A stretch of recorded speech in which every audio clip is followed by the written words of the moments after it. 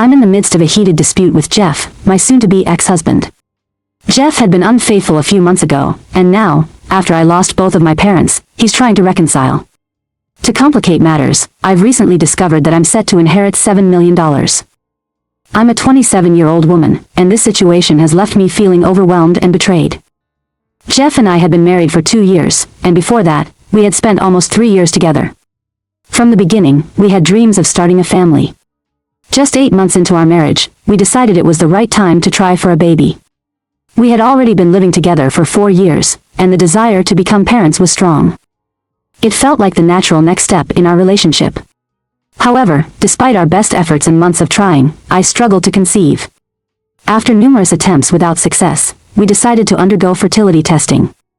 The results were devastating. Both Jeff and I were diagnosed with fertility issues.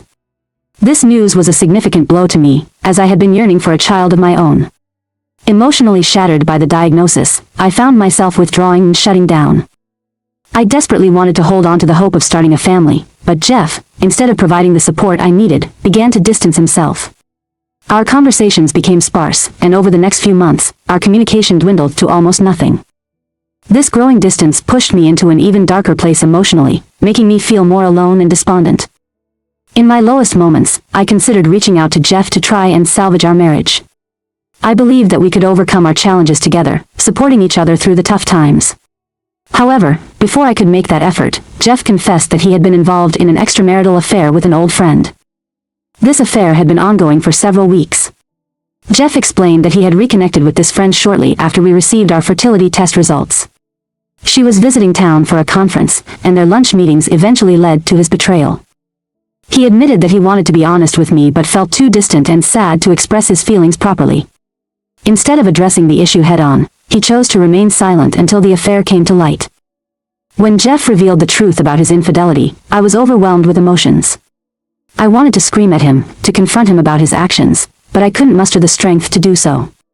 Instead, I collapsed onto the couch and cried uncontrollably, feeling utterly helpless and heartbroken. Jeff didn't offer any comfort or reassurance. He remained motionless, offering no solace as I wept for nearly an hour.